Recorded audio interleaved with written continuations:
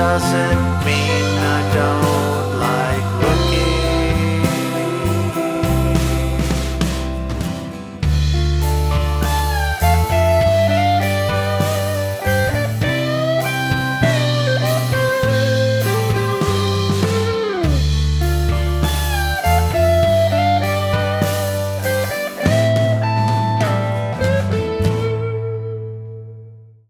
Hey everybody, how's it going? Let's talk about your home recording studio. Today I have got an audio interface to take a look at here. I am excited about this one. I know I say that about all of them. It's always true, but this one in particular, this is one of the most exciting audio interfaces releases that I've seen in a while. So let's get it out of this box and start taking a look at it. What we have here today is the Universal Audio Volt 476. The Volt series is Universal Audio's first kind of foray into the budget audio interface market, and I'm really interested to see for myself kind of what they have been up to here and what they are offering.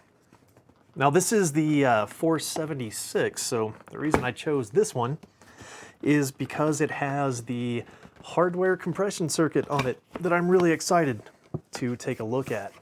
So let's get this fella out of his box here. All right, comes in this inner box. Let's see what we got in here. Ooh, all right, well packed. Got some open cell foam in there. So we got that fella. We got a goodie box here, and we'll see what's in that in just a second. And wow, I have to say, out of all of the kind of, budget type audio interfaces I've handled, I like the feel of this. Got your wood panel siding or side panels, all metal on the back. Feels like all metal on the top, bottom. Got our front here. Wow. Just right out of the box, I don't think I've ever been kind of stricken by the look and feel of an interface quite like I have with this one. This is the first time I'm seeing it. I like what I'm seeing. Well, let's look at it a little more closely. I guess beforehand, let's see what's in the goodie box here. All right, safety information, more safety information, more safety information. No instructions. We have a USB Type-C to A, all right. And it looks like we have a US power plug and a set of adapters for various other parts of the world. So I guess just this kind of brings up the question, is this bus powered or does it require external power? I guess we'll see. Well, let's take a closer look at what all we find on here. Now this is a 4-in, 4-out audio interface, and it looks like on the top here we have controls for 2 of the 4 inputs. We have a nice, oh yeah, great feeling gain knob. So channel 1 here, gain 1. We have a vintage switch, a vintage button, which, even the buttons feel nice, wow.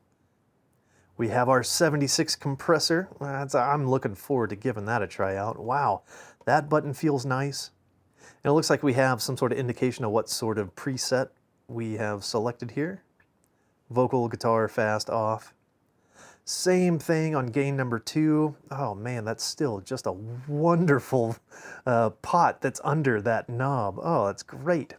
Same thing, buttons feel great. Over here in our monitoring section here, we got a mono switch, same deal, great feeling button. We have our main monitor volume control. Oh, these knobs are top notch. We have what looks like some monitor source between out 1 and 2, out 3 and 4, in 1 and 2, in 3 and 4. We'll explore what those might mean. We have some really cool looking multi-segment input and output meters here. On the back here, we have, yay, a power switch. A lot of people are going to enjoy being able to independently power their device on and off without having to unplug it. We've got our external 5-volt DC. We've got our USB-C connectivity for the computer. We've got the MIDI 5-pin in and out. I love to see that. And in our output section here, we have got monitor 1 and 2, so left and right for our main monitors. We have 4 line outputs, 1, 2, 3, and 4. And we have our line inputs, 3 and 4.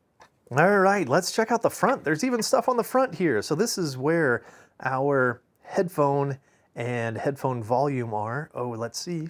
Is this? Yeah. It's a little stiff, but that's a great feeling knob as well. We have of course, our 2 combo. These will accept XLR, 1/4-inch TRS, or since they have instrument switches, they'll also accept 1/4-inch TS. We've got a 48-volt phantom power switch. First impressions right out of the box, I'm thoroughly impressed with just the overall feel, the fit, the finish. Excellent job. Wow, this is my first time ever touching a universal audio interface at all. And if this is their budget offering, wow. I can only imagine how impressive their high dollar offerings are. All right, I guess enough looking at it and pointing at it and talking about it and ogling over the knobs. Let's go ahead, let's plug it in. Let's figure out if this thing is bus powered or not. Oh, the cable they sent with it. Oh man, they're succumbing to the current trend of the super duper short cable. That's not even 3 feet long. That may be like a 2-foot cable. That might just reach where I need it to. Let's see. All right, we're plugged in. Let's give it the power switch. Oh, hey, look, it does actually power on. We get the host light. We get a couple indicators that our compressors are off. So, I mean, it looks like it might actually work off of just bus power. All right, we got it powered up. Let's go download and install the drivers, and let's see how that goes. I am just gonna Google UA Volt 476. Let's see, uaudio.com, Volt 476. Let's go here. Hey, that looks like the one that I have. So let's scroll through the page a little bit and let's look for downloads. Downloads. I'm not seeing downloads. Okay, yeah, support. Download UAD software. And there we go. And Volt. Let's get started. Download UA Connect. Not so sure I want to do that. Is there just a direct download of drivers? I don't see one. Okay, well, I guess we'll download UA Connect, whatever that is. Okay, not exactly a fast process, but it's going. It's prompting me to create an account. What if I don't want to create an account? I just want drivers. Did I miss something? Did I miss something on the website? And that's the only thing on the page, is just to download this thing that asks me for a bunch of personal information and not drivers. UA, I have a bone to pick about this kind of thing. So I'll click register, install Volt driver, okay. Oh, and I actually got an error. Device driver install unsuccessful, restart computer. And then open UA Connect and choose install Volt driver from, man. So here we are back here. So let's just click around a little bit. So under hardware, okay, it sees that we have a Volt 76, but it says it's not connected for some reason. When clearly here we have power because we got some indicator lights, but there's no host light. We had a host indicator when we first plugged it in. Says that we are connected. Oh, here we go. Driver options, install Volt driver. Okay, it's going to try again. All right, Volt 476 registered. And now magically we have the host light again. There is a firmware update available. Let's update the firmware. So just a 1-button click to update the firmware. I do appreciate that. That was fast. All right, version 1.01 installed. Fantastic. Now, normally when I review audio interfaces, I don't bother with the bundled software, but this is a good bundle. So the next thing we got to do is let's get it set up in our DAW. Now the DAW that they have included here, it looked like it was Ableton Live Lite 11. I will not bother with that. As always, I'm going to use what I know and love, which is Reaper. You use whatever you know and love. In whichever DAW you're using, you're going to want to make your way to your settings. Anybody using Windows, you're going to want to use the ASIO. You're not going to want to use any of this other stuff. Stick with the ASIO. As far as which ASIO driver, if I look through my list here, here is a Universal Audio Volt. We're going to want to enable all of our inputs and outputs. So as first, we're going to go 1. As last, we're going to go 4. There we go. As our outputs, let's do 1 through 4. For request sample rate and request block size, let's uncheck both of these and let's see what we can control through the ASIO control panel that comes with this. This is always kind of a fun reveal for me. I never know what to expect. Okay, so they went with the very kind of simplified version. This is very similar to what we see with the other audio interfaces in the kind of budget and entry-level range. So we got 44.1 all the way through 192. And under buffer settings, this is essentially our latency. So the default 512 samples, let's not even try that. Let's bump it down to 128, which is kind of a middle of the road kind of setting. And in that case, this is reporting input latency of just over 4 milliseconds, output of 4.5.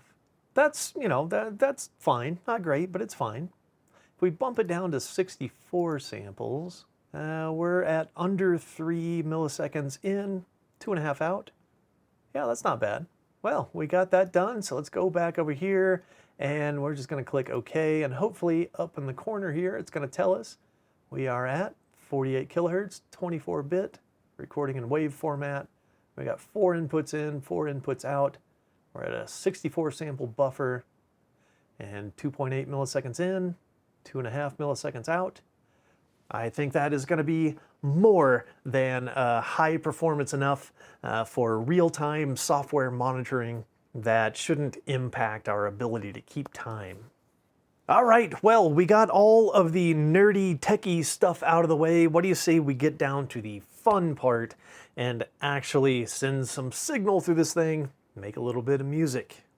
In order to do that, I'm gonna need to do the usual to where you're gonna need to hear what I'm doing, I'm gonna need to hear what I'm doing, you're gonna hear what I'm doing through the monitor outputs. I'll just plug those into my external recorder that I'm recording to, and I'm gonna hear what I'm doing through the headphone inputs. So let's create a track here real quick, and I guess I'm just gonna do like a drum machine first. And so back over here, I've got a Arturia Drum Brute Impact, and I just want something super simple just for the sake of being able to establish the feel and tempo of the song so I can record to it. Now this is a line output, so I'm gonna plug it into a line input on this fella. And I guess I'm just gonna choose input number 1 here. So we're gonna go into the 1/4 inch in. So we don't want instrument selected. I'm going to do line level. And since for right now, I want to direct monitor. I don't want to monitor through software quite yet. And so if I want to hear this input directly, here's tilted up so you can see what I'm talking about. I take it we're going to want the mono button engaged so I can hear my source in mono. This is input 1, so I take it we're going to want to hear input 1 and 2. I'm going to crank the volume all the way up to max here so you can hear what I'm doing. I'm going to go tap some buttons on the drum machine. I'm going to turn my headphone volume up maybe halfway here. And let's also turn our gain up about halfway. Hopefully we don't blow our eardrums out. Let's see what this sounds like.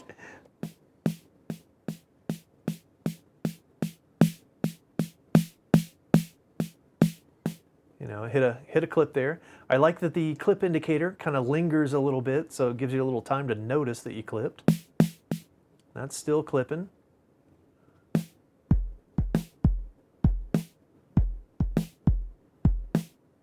All right, moment of truth. I don't even really have a song in mind. I'm just winging it tonight. Usually I like to have a song kind of prepared to record. I don't this time. I don't know how this is going to turn out. I'm just going to pick a few chords and run with it, and let's see where we end up.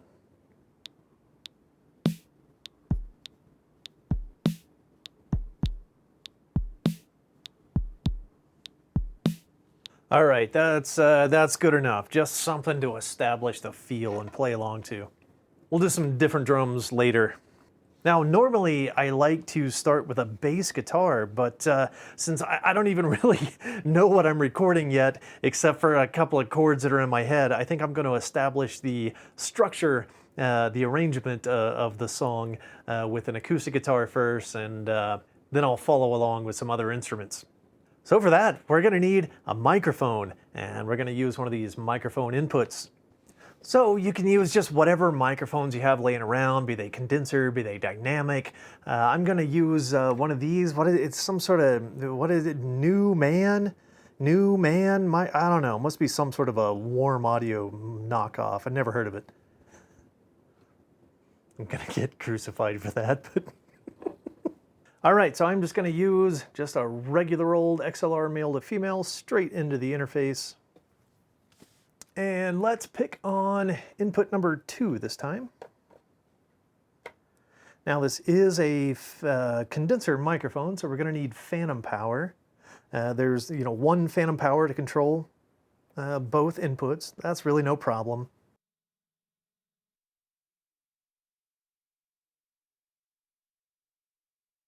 So I like that. It looked like it kind of slowly applied. And then it's kind of strange. So on film, this looks orange. In person, this is distinctly red. So I'm going to turn off listening to input 1 and 2. If I hit play, we don't hear the drum machine at all. But let's see if I click out 1 and 2. So playback 1 and 2, out 1 and 2 is just what my DAW defaults do. It's probably what yours defaults to. So click output 1 and 2. Let's arm it for recording. I can hear the hiss from it. There we go. That is substantially louder. Let's see what we end up with here. I'm picking like 3 or 4 chords, and I'm just gonna run with it. Let's see what we end up with.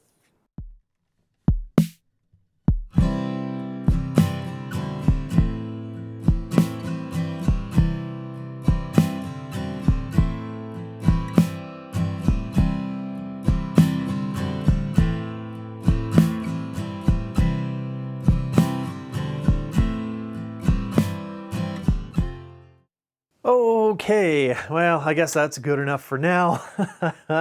I guess now I'll plug in a bass guitar and run it direct in. And hey, I tell you what, let's give a try to that bass sim that they provided for us.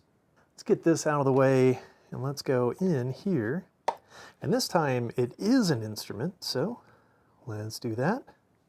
All right, just gonna dial up a little bit of volume on the bass. We already got a little bit of gain here. I'm seeing it, but of course I'm not hearing it because I am only listening to outputs 1 and 2, not inputs. So let's turn input 1 and 2 monitoring back on. Hey, I hear a little bit of something there. Let's dial up some gain until we get too much.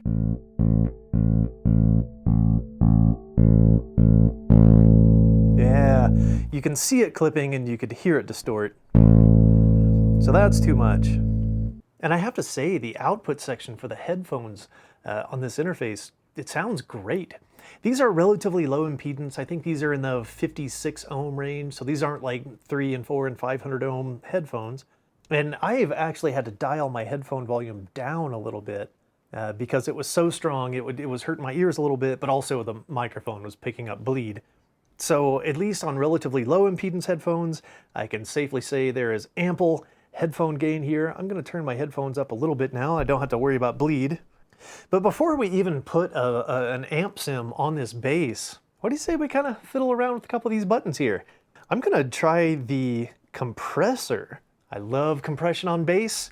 I think it just works great. So let's take it from off over to vocal. Oh, I hear the noise, definitely some background noise, some hiss. It actually sounds a little weirdly distorted.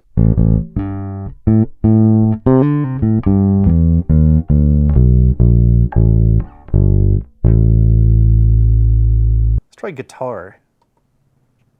The noise didn't change.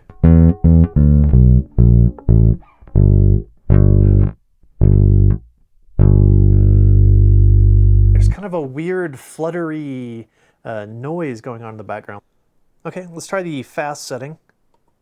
Again, the noise, the hiss level didn't change.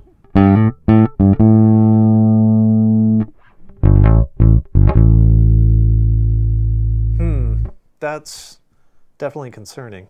And then back to off. So the hiss went away and I don't hear that fluttery, noisy sound in the background. But let's play with this vintage, the vintage button here. That's the one right below the compressor. I will just leave it on fast. And let's do vintage. I could hear it just get like, at least the buzz from the single coil pickups got a little louder. Let's turn it off. Turn it on.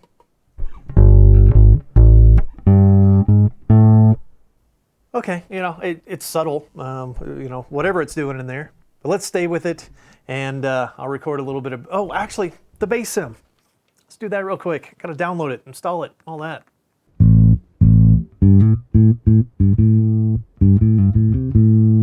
I'm gonna leave this just at all the default settings.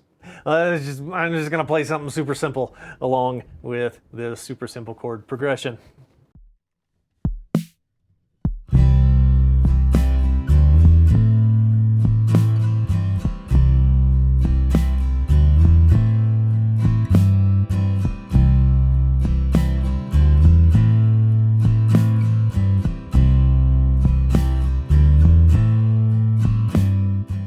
All right, well that took a few stabs, but I think that'll have to do for now. Let's move on to something else. Heck, while we're playing stuff direct in, let's plug an electric guitar in, use one of their, what was it, a Marshall Plexi, and let's see how a Marshall Plexi fits into this so far very acoustic mellow song. Click redeem. iLock. If you want to use the Marshall Plexi, you're going to need an iLock account. Oh, I have to create a Softube account. And also, here's my audio assistant, Bruno. Come here, bud. My audio assistant here, Bruno, he agrees. What do you say? Isn't that just annoying? Yeah, it is, isn't it? Yeah, it's just so annoying. Yeah. I know, Daddy's been down here just talking to a camera for a couple hours. So, yeah, Brunos feel left out when that happens, don't they? Yes, they do. Okay. All right, big boy. I'm going to get back to it. I've never played through a real Plexi, so I don't really know how the bridging stuff works. All right, and it sounds just a little sterile, with just no reverb. It sounds like there is some speaker sim on there, but I think just to give it a little bit of ambience, let's load up just a reverb impulse. I actually took an impulse of my living room the other day, so let's put this in my living room.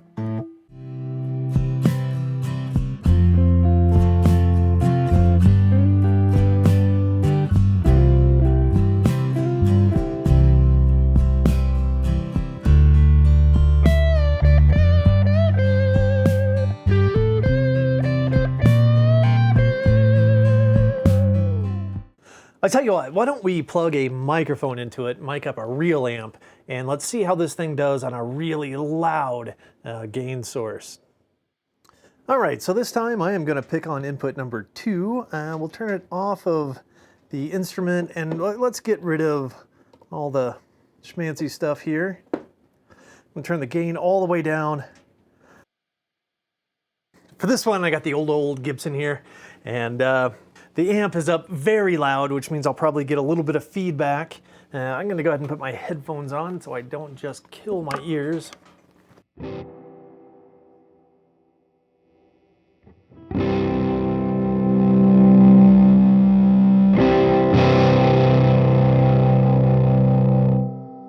All right, this will be interesting with that much reverb, that much volume, and a hollow body guitar.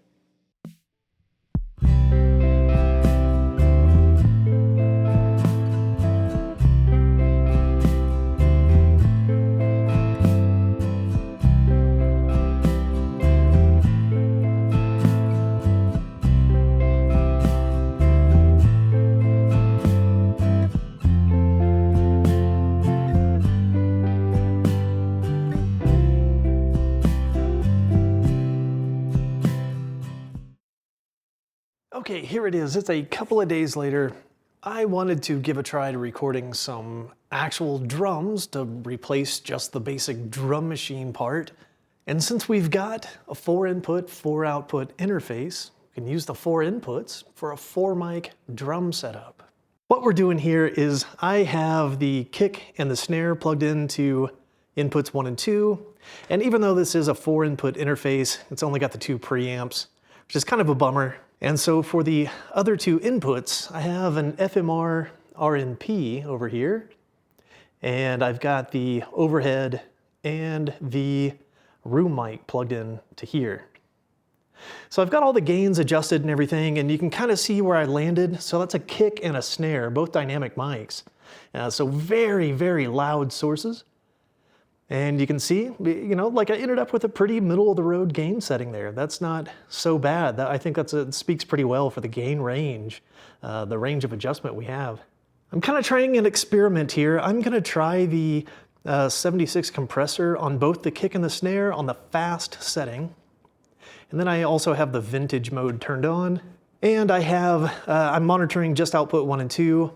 And I'm not direct monitoring anything. And unfortunately, I can't give you like a sound demo of how the individual kit pieces sound here because my audio recorder is downstairs, and I certainly don't have TRS cables long enough to stretch, you know, all the way through the living room and downstairs and back into the studio there. So what I'll have to do, I'll just cut to the kind of the final track. It'll probably have some processing on it and everything, so you won't be able to hear just the raw kick, snare, overhead, room. We'll just hear it all together with some compression on the drum bus. And I guess we'll see how this goes.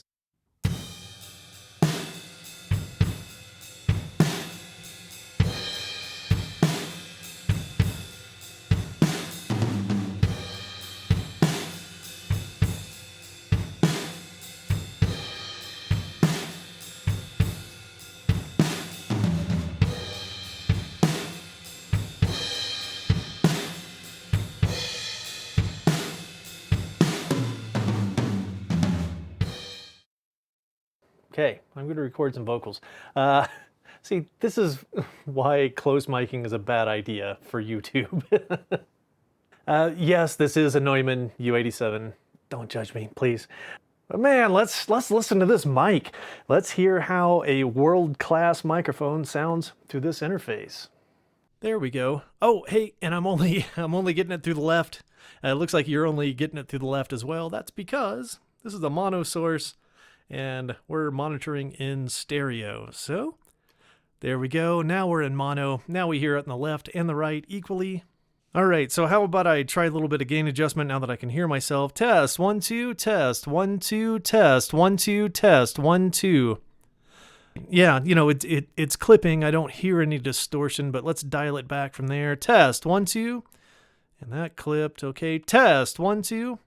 I just got up into the yellow. I think that'll be pretty safe. I'm gonna basically do some ooh and ah backing vocals and maybe a lead vocal and a vocal double or something, which means I'm gonna need some lyrics, I guess. I'm just gonna go and jot down some stream of conscience ideas, I guess. So I think right now would be a good time to just skip forward to hearing the finished project with a little bit of mixing, compression, EQ, and reverb and all that stuff. Whatever I gotta do. Half-past noon and I'm waking up. 1:45 and I'm almost done.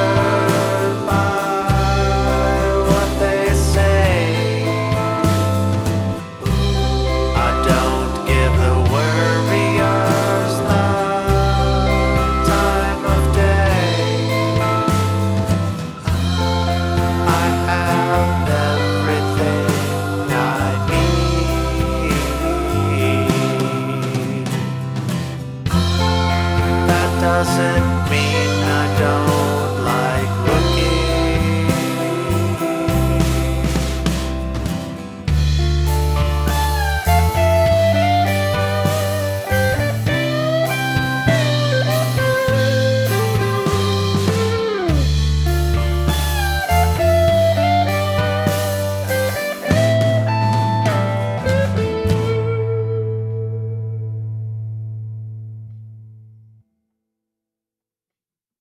So as a kind of final thoughts of what I think of this thing after a couple of days of using it, let's start with what I love about it. And what I love about it is almost everything. I mean, the quality of the build is fantastic. The quality of the knobs, the buttons, the LEDs, everything in here is just kind of amazing. I think this is one of, if not the best, audio interface that I've used, especially in this kind of desktop form factor. And, you know, compared to things like the Motu M4 that I was also very much a big fan of, the SSL2 Plus that I think is great, I'm gonna stop short of saying that it's just head and shoulders better than all of the rest, but I think that this is definitely up in the upper echelon of sound quality, build quality, features, of anything even within $100, $150 of its price. I love that we've got 4 inputs and 4 outputs. I just like the Motu M4. I really wish that they could have found a way to just give us all 4 channels of just fully featured gain strips. I mean, there's room in the box here. I have never quite seen a monitoring section like this, and at first I wasn't sure what to think of it, but after having used it for direct monitoring and for monitoring outputs, this is actually a pretty smart kind of a setup here. The metering, I think, has been very nice, very useful. I like that the peak indicators stick there for a little bit, just in case you weren't looking at the very instant. The overall form factor, now I'm starting to get a little bit more used to these kind of almost everything on the top and the back kind of things. They also squeezed a few things on the front here, and I've certainly got no issues with the form factor. The quality of the software that came with it is honestly fantastic. I don't think that, I didn't use all of the software, but I used probably about half of it. And it was all of very high quality. So factored into the cost of this thing, I would also consider that as part of what you're buying is the bundled software. And now for a couple of the things that I really did not like, and I think absolute, unequivocally, the top of the heap is the whole software situation. While the software is all of extremely high quality, the whole process of obtaining it is pretty obnoxious. The fact that they hide their drivers behind an account to where you essentially have to log into your audio interface. I don't really think that that's a precedent that I like to see being set for audio interfaces going forward, especially for a big, powerful brand like Universal Audio. They're the only ones. I have never, ever had to register for an account to go get drivers before. And I'm very, very sour and kind of salty about that part of it. And then you factor in all of the other software that they're offering here. Each and every individual thing that I went to grab required its own account. While it's a one and done thing, you do it once and you're done with it, but your email and your password and everything, it's not one and done. It's out there for good. And you have to trust these companies to protect your information. And in this era of what seems like constant data breaches, that's kind of a tough sell. I think that if you're gonna bundle software, I think you gotta make some sort of negotiation with those third parties and try to find a more consolidated way to give it to your customers. And the other kind of disappointment here, honestly, is the compressor. And I know it's just kind of a 1176 style compressor. So I can't expect them to cram, you know, 2 $2,500 compressors into one little box here. But I did go into it at least with higher expectations than I ended up realizing here. The vintage mode thing, yeah, kind of the same thing. I think out of all of the one button saturation / EQ buttons that we've been seeing lately from Focusrite and SSL and now Universal Audio, I think this is the most subtle of the ones that I've tried so far. But really, I think that's like my only kind of disappointments out of this thing.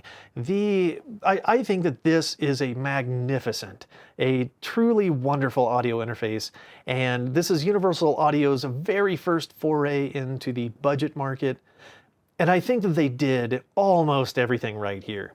If they can let go of their whole needing your email address in order to let you get drivers so that your audio interface actually functions, if they can let go of that, then I think that this is an absolute slam dunk. And maybe if they can kind of tweak the compression here, and not so much the presets that they offer, but just offer some sort of control, even if it's just through software, to be able to have part of the control panel be to more have more finesse in dialing in these presets. I think that would be awesome.